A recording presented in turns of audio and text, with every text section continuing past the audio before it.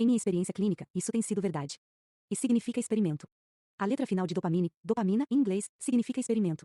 É o que ocorre quando os pacientes voltam para o mundo armados com um novo ponto de ajuste de dopamina, uma balança equilibrada de prazer-sofrimento, e um plano de como mantê-la equilibrada.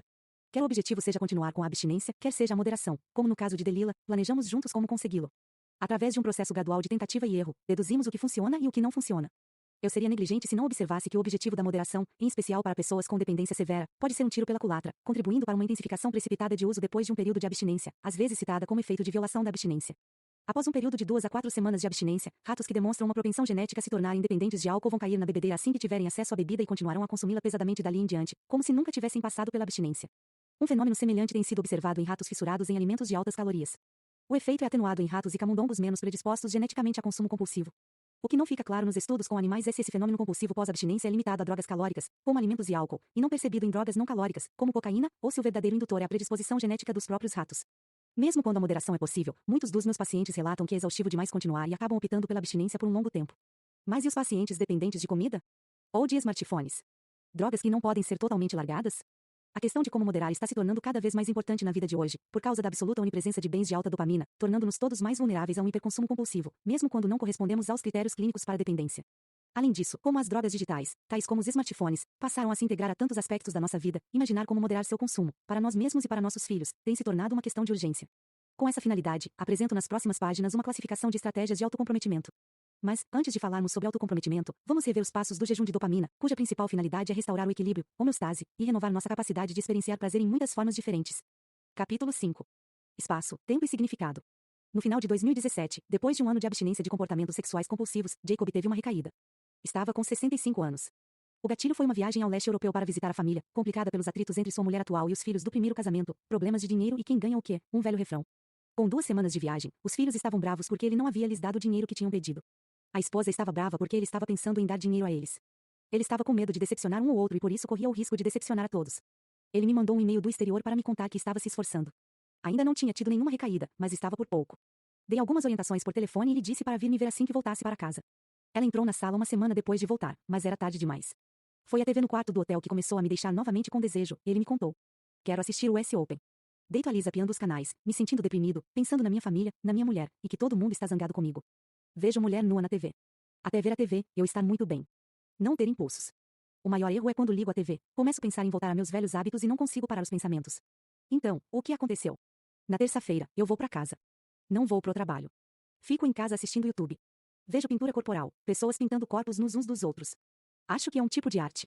Na quarta-feira, não consigo resistir mais. Saio e compro as peças para fazer de novo a minha máquina. Sua máquina de estimulação elétrica? É, ele disse, com tristeza, mal me encarando. O problema é quando você começa, você fica em êxtase por bastante tempo. É como estar em transe. E é um grande alívio. Não penso em mais nada. Passo 20 horas sem parar. Passo toda quarta-feira, e noite adentro. Na quinta de manhã, jogo partes da máquina no lixo e volto a trabalhar. Na sexta-feira de manhã, torno a tirar as peças do lixo, conserto e uso o dia todo. Na sexta-feira à noite, ligo para o meu padrinho e no sábado vou a uma reunião dos Sexalix Anônimos. No domingo, tiro as peças do lixo e uso de novo. E na segunda-feira a mesma coisa. Quero parar, mas não consigo. O que faço? Embale a máquina e qualquer peça sobressalente e jogue tudo no lixo, digo para ele. Em seguida, entregue o lixo para o caminhão ou leve para qualquer outro lugar em que seja impossível recuperá-lo. Ele assentiu, concordando. Depois, a qualquer hora em que você tenha a ideia, o impulso, o desejo de usar a máquina, ajoelhe-se e reze. Só reze. Peça ajuda a Deus, mas reze de joelhos. Isso é importante. Convergi o mundano e o metafísico. Segundo minha ponderação, nada era golpe baixo demais. Logicamente, dizer a ele para rezar era quebrar regras não escritas. Médicos não falam em Deus, mas acreditam em acreditar, e meus instintos me diziam que isso ressoaria em Jacob, criado como católico. Dizer a ele para cair de joelhos era também uma maneira de inserir alguma fisicalidade na coisa, qualquer coisa que quebrasse a compulsão mental que o estava compelindo a usar. Ou, talvez, eu reconhecesse uma necessidade mais profunda de que ele tivesse que encenar sua submissão. Depois de rezar, levante-se e ligue para seu padrinho, continuei. Ele voltou a acenar a cabeça, concordando. Ah, e perdoe a você mesmo, Jacob. Você não é um homem ruim. Você tem problemas, assim como todos nós. Autocomprometimento é o termo para descrever o ato de Jacob jogar fora sua máquina. É a maneira de criar, de forma intencional e espontânea, barreiras entre a gente e nossa droga de escolha, para mitigar o hiperconsumo compulsivo. O autocomprometimento não é, sobretudo, um ato de vontade, embora a ação pessoal tenha alguma participação. Pelo contrário, o autocomprometimento reconhece abertamente as limitações da vontade. A chave para criar um autocomprometimento efetivo é, em primeiro lugar, reconhecermos a perda de voluntariedade que ocorre quando estamos sob o fascínio de uma forte compulsão, e nos comprometermos enquanto ainda temos a capacidade de uma escolha voluntária. Se esperarmos até sentir a compulsão de usar, será quase impossível resistir ao impulso reflexivo de procurar prazer e ou evitar sofrimento. Na agonia do desejo, não há escolha. Mas, ao criar barreiras tangíveis entre nós mesmos e nossa droga de escolha, pressionamos o botão de pausa entre desejo e ação. Além disso, o autocomprometimento tem se tornado uma necessidade moderna. Regras e sanções externas, como impostos sobre cigarros, restrições de idade para álcool e leis proibindo a posse de cocaína, embora necessárias, nunca serão suficientes em um mundo onde o acesso a uma variedade sempre crescente de produtos de alta dopamina é praticamente infinito. Há anos, meus pacientes vêm me contando sobre suas estratégias de autocomprometimento. A certa altura, comecei a anotá-las. Reaproveito estratégias que aprendo com uns para aconselhar outros, como fiz com Jacob, quando lhe disse para se livrar da máquina num lugar distante, que não lhe permitiria recuperá-la mais tarde. Pergunto a meus pacientes: que tipo de barreiras você pode colocar em prática para dificultar o fácil acesso à sua droga de escolha? Já usei autocomprometimento em minha própria vida para lidar com problemas de hiperconsumo compulsivo.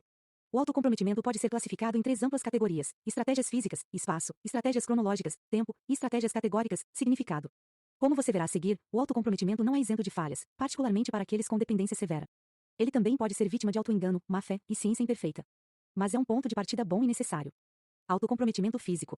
Na Odisseia, de Homero, entre os inúmeros perigos que esperavam Ulisses em sua viagem de volta para casa depois da Guerra de Troia, o pior eram as sirenas, criaturas metade mulher, metade pássaro, cujas canções encantadas atraíam marinheiros para a morte nos penhascos rochosos de ilhas próximas. A única maneira de um marinheiro passar incólume pelas sereias era não as ouvir cantar. Ulisses ordenou que sua tripulação pusesse cera de abelha nos ouvidos e o amarrassem ao mastro do veleiro, prendendo-o ainda com mais força se ele implorasse para ser solto, ou tentasse se livrar. Assim como ilustra este famoso mito grego, uma forma de autocomprometimento é criar barreiras físicas literais e/ou distância geográfica entre nós mesmos e nossa droga de escolha. Aqui estão alguns exemplos compartilhados por meus pacientes. Tirei a TV da tomada e guardei-a no armário. Levei meu videogame para a garagem. Não uso cartão de crédito, só dinheiro. Ligo antes para os hotéis e peço para tirarem um minibar. Ligo antes para os hotéis e peço para tirarem um minibar e a televisão. Coloquei no iPad num cofre de banco. Meu paciente Oscar, um homem gorducho no final dos seus 70 anos, com uma mente acadêmica, um vozeirão e uma queda para falar em solilóquios, tanto que arrumou confusão num grupo de terapia e teve que sair, tinha o hábito de beber em excesso enquanto trabalhava em seu escritório, mexia em sua garagem e zanzava pelo jardim. Por tentativa e erro, ele aprendeu que para impedir esse comportamento, tinha que tirar todo o álcool de casa. Qualquer álcool trazido para dentro de casa precisava ser trancado num armário, do qual só sua esposa tinha a chave. Usando este método, Oscar conseguiu se abster do álcool com sucesso durante anos. Mas aviso que o autocomprometimento não é uma garantia. Às vezes, a própria barreira passa a ser um convite a um desafio. Resolver o enigma de como conseguir nossa droga de escolha torna-se parte da atração. Um dia, a esposa de Oscar, ao sair da cidade, trancou uma garrafa cara de vinho em uma gaveta e levou as chaves com ela. Na primeira noite em que ela estava fora, Oscar começou a pensar na garrafa, que ele sabia onde estava. O pensamento invadiu sua consciência como uma presença física. Não era dolorosa, apenas incômoda. Se eu for só dar uma olhada para ter certeza de que está trancada, vou parar de pensar nisso, disse consigo mesmo. Foi até o escritório da esposa e puxou a gaveta. Para sua surpresa, ela abriu um pouquinho, e ele pôde ver a garrafa em pé, entre as pastas. Não dava para tirá-la, mas era o bastante para ver a rolha, tentadoramente fora do alcance. Ficou ali parado, olhando dentro da gaveta escura por um minuto, contemplando a garrafa. Em parte, queria fechar a gaveta, em parte não conseguia deixar de olhar para ela. Então, algo estalou em seu cérebro e ele decidiu, ou talvez tenha parado de tentar não decidir. Pôs-se em ação. Correu para pegar sua caixa de ferramentas na garagem.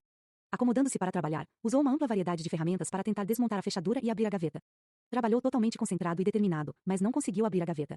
Nenhuma das suas ferramentas entrou na fechadura. Então, a resposta lhe veio como um nó que repentinamente se desfaz sob os dedos. Claro. Por que não pensei nisso antes? É tão óbvio. Ele se sentou. Não precisava mais correr. Seu objetivo estava próximo. Calmamente, guardou as ferramentas, menos uma, seu alicate de bico longo. Abriu a rolha da garrafa com o alicate, deixou a rolha e o alicate cuidadosamente sobre a mesa, e foi até a cozinha pegar a única ferramenta que faltava, um longo canudo. Onde a gaveta de Oscar fracassou, novos dispositivos poderiam ter funcionado. Nos Estados Unidos, alguns cofres de cozinha têm mais ou menos o tamanho de uma caixa de sapatos e são feitos de um plástico transparente impenetrável. Acomodam tudo, de biscoitos